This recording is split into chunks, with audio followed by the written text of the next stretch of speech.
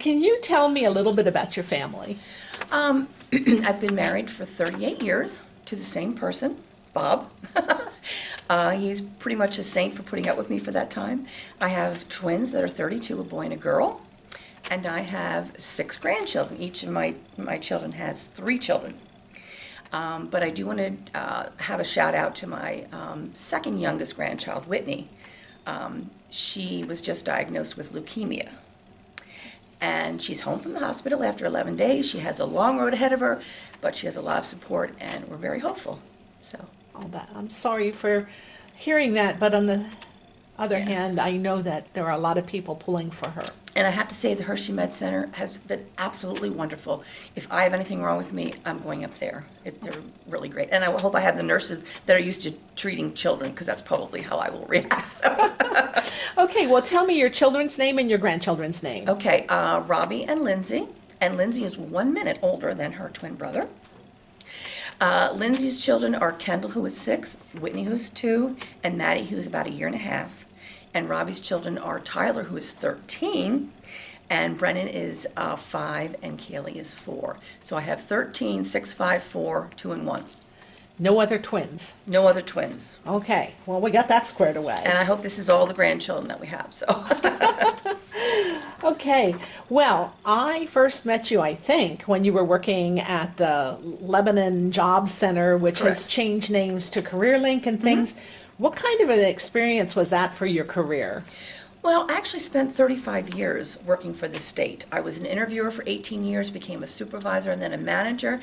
And quite honestly, when we became a CareerLink, which meant the unemployment department left and it was just job service, I was the only person in the office that was furloughed. But I was lucky enough to go from a manager to a supervisor. I was bumped down a little bit, lost a little bit of pay, but I had a job and I was able to stay in Lebanon. So, and really, when I was growing up, even through my college years, I was very, very shy, which is hard to believe. And working with the public and working in that environment really has opened me up to be able to talk a little bit more, and I really got involved with the community in that particular job, and I'm trying to stay involved too in my retirement.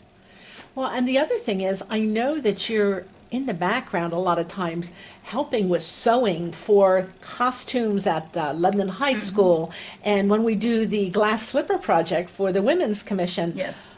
Where did you learn to sew and get so good at making alterations, and why do you do this? Well, I got to sew because my mother sewed. She actually sewed a lot of my clothing. When I tried to sew for my daughter, oh no. For Lindsay, if you had homemade clothing, that was because you couldn't afford to buy them, so she did not like that at all. But as I did costumes for a total of about 11 years for Lebanon High School Musical. And the reason I did that, and this, I always repeat this story, there was a girl there, and her mother said to her, "Why are you wasting your time going to all these practices?" She said, "I'm not coming to see you anyway." And I thought, this is why I do this. Whether you're the lead person on stage or you're a tree in the background, I want that person to feel the best about what they're doing. Because a lot of people at Lebanon High and other schools don't have that support. And I thought that I could be a little support for them, so. Well, you have been a blessing to a lot of young women. I know you. that, and probably young men at the school too. And you also have this illustrious career in volunteering with Biggs and the Chamber Board and the Commission for Women, Leadership Lebanon Valley, American Business Women's Association. You were awarded the Athena Award by the Chamber of Commerce. You worked with Junior Achievement and Glass Slipper. You are just like a Renaissance woman. What inspires you to keep going? Well, first of all, when I became the site administrator at the CareerLink, which was in about 2001, I really wanted to get involved in the community. And luckily, my boss allowed me to do that if I got my own work done, to be involved. And then when I retired, I thought, I don't want to just sit back and do nothing. I wanted to stay involved. And that's why I am still in the community a lot. I enjoy it. I like being out with people. I like making a difference. So it helps me as much as it helps other people, I think. Wow, that's amazing. And if you had to give a message to future generations, or somebody would look you up, grandchildren, years from now, and say, oh, I miss my Nana, Mama, whatever they call you, what would you say to them? I would just say to try and help other people as much as you can. One of the things I was thinking about before this interview is my parents gave me the foundation to be the adult I am now.